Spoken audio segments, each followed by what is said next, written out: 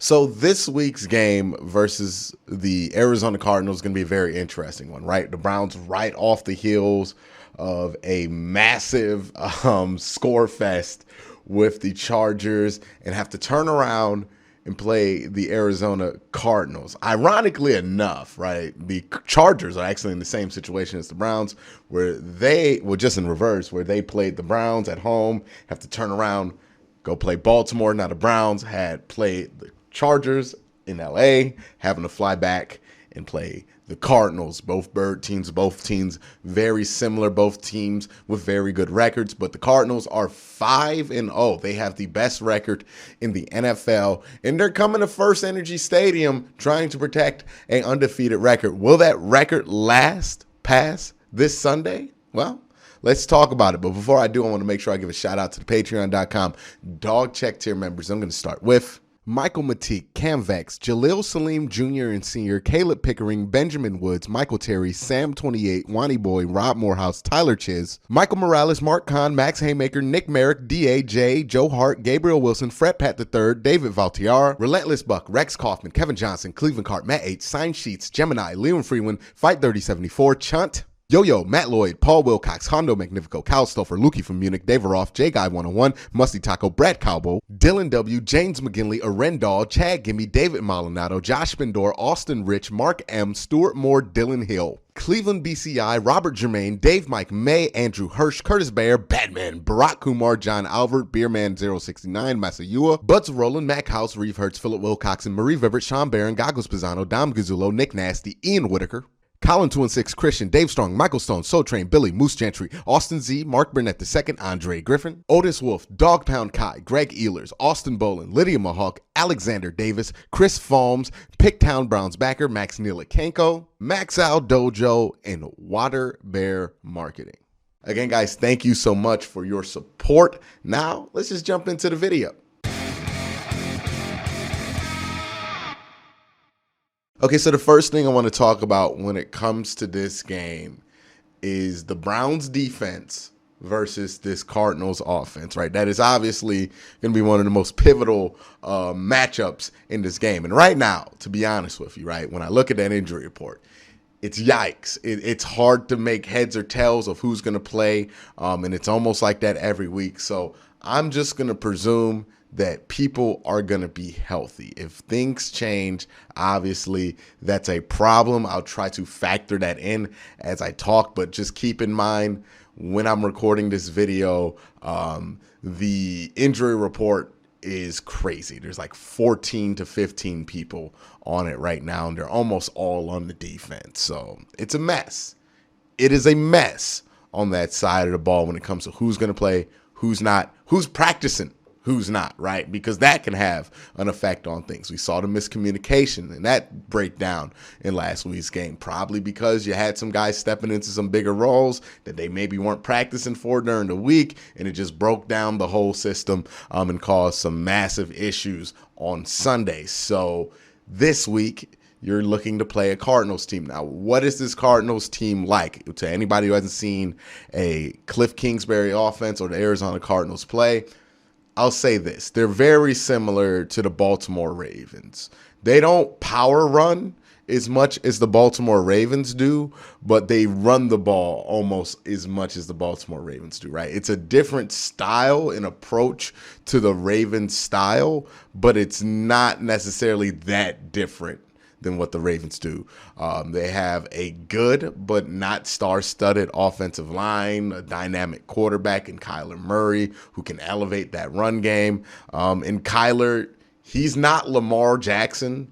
He's not necessarily like a dollar store Lamar Jackson. He's like a level above that where he can do a lot of the similar things that Lamar can. He has a different skill set in some ways. Like Lamar is more of a straight runner when he's running the ball, when Kyler's more of a scrambler than a runner. And there's like slight differences there, but they're very similar. And then the most important thing you need to know about Cliff Kingsbury and how he attacks, it's side to side and behind the five. Like it is screens, it is slants, it's quick stuff, it's, old school Texas Tech, Big 12, Mike Leach air raid offense, right? Where it's just about getting the ball, getting rid of it. That's really how they play offense there. They have threats at wide receivers now. Like don't discount that. But it's kind of how the spread used to be a new version of the West Coast offense where it was just an extension of the run game. That's essentially the kind of spread that Cliff Kingsbury runs out there in Arizona for the most part. If you look at their passing chart, you'll see that like 64 of their passing attempts is either behind the line of scrimmage in the middle of the field or right in front of it before the 5-yard line in the middle of the field. So they attack middle close, side to side, and they don't really go down the field that much. They'll take shots. Don't get me wrong. They'll take shots, but they're very strategic about when and where they're going to take those shots. The Cardinals also have a lot of threats at wide receivers. Obviously, you know who D-Hop is. He's one of the best wide receivers in all of football. What you might not know is how he attacks the field, and he's going to line up almost primarily on that left side of the football field. They don't move him around, and they allow him to pretty much attack everything on that left side and all the way over, right? So he's going to move his way over to the right side, but it's not going to be where he starts and lines up on the field. So he's mainly going to be on the left side.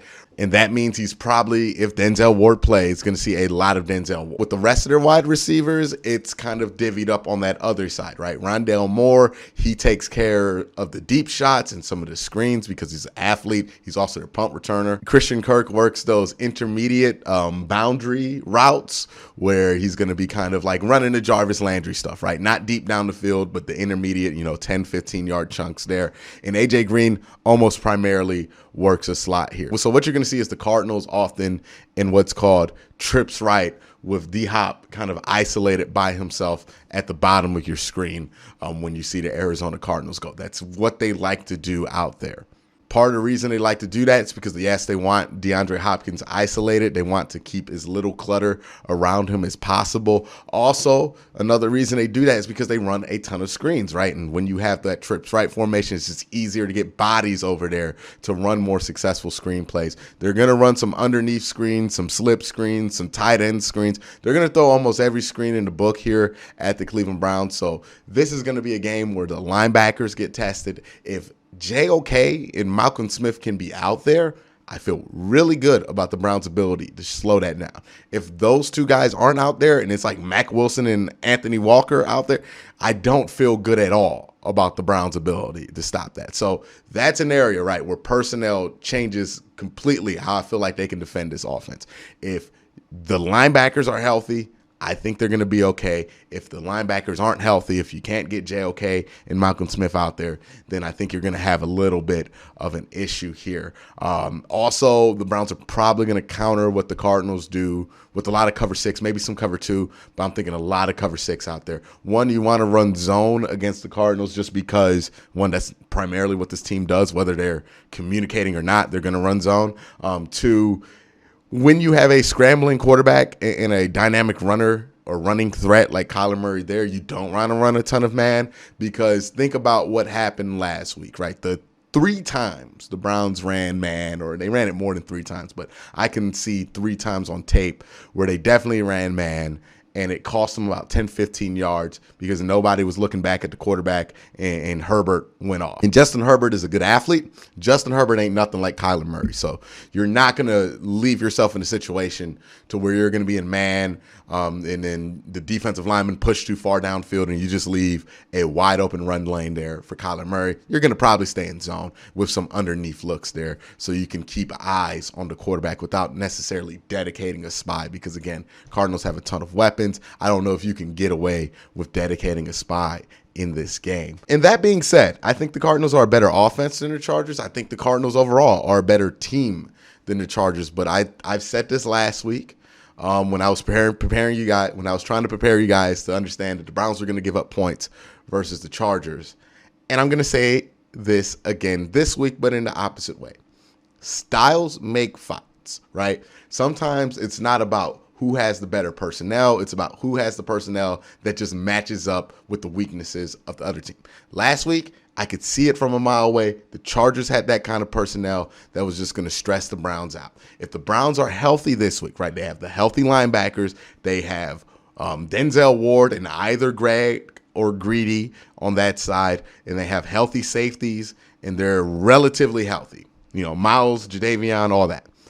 They match up well versus this Arizona Cardinals defense. I really think they can do some things well against them. The linebackers on those screens, crashing downfield, that's something they've been really good at. I feel like they can do that again. I feel like you can run some soft zones here, not really let Kyler take control of the game with his legs, and I think you can defend what DeAndre Hopkins does well enough with Denzel Ward that you're not going to be leaking in that area. I think styles make fights, and I think this is a style more equipped, that this Browns defense is more equipped to take.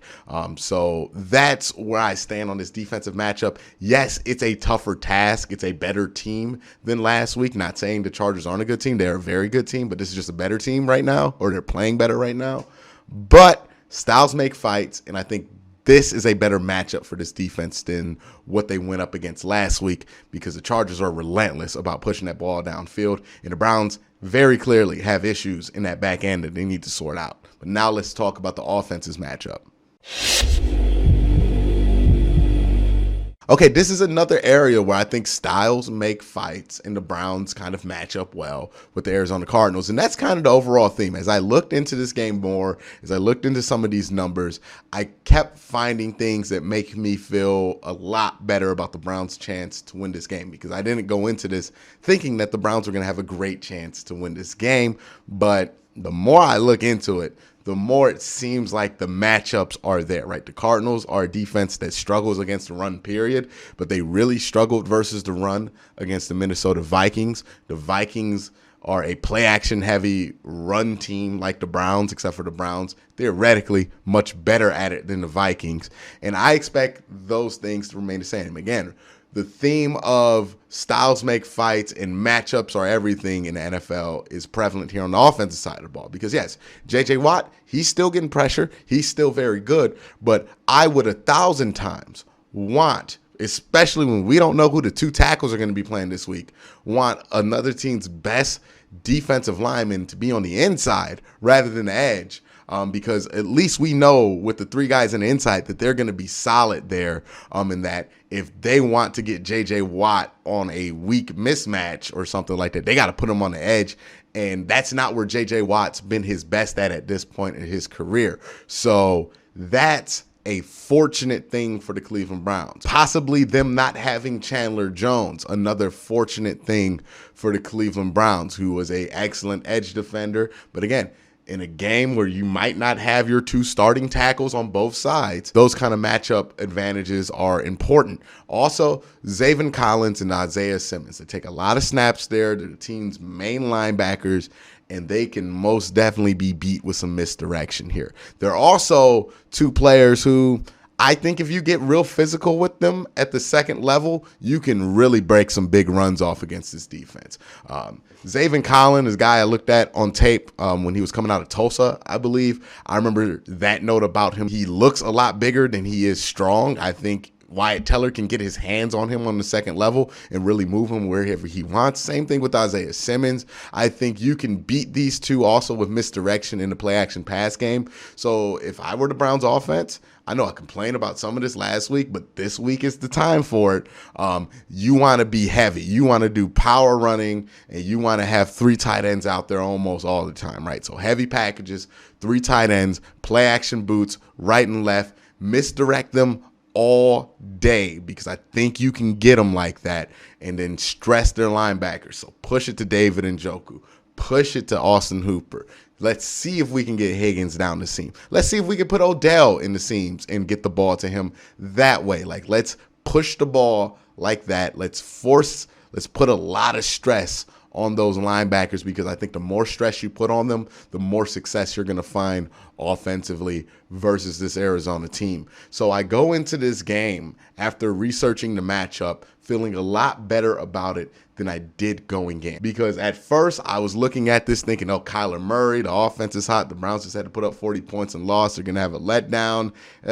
It might be a 3-3 kind of start for the Browns right now. But when I look at this, I see matchups that the Browns can take advantage of. Again, it depends on a lot of people who are on the injury report right now playing in order for these matchups to hold. But if they do, I think the Browns can definitely win this game here at home especially. So that's my thoughts on this game. Let me know what you guys think down in the comment section below. But again, guys, thank you for watching. Have a great day. Have a good night.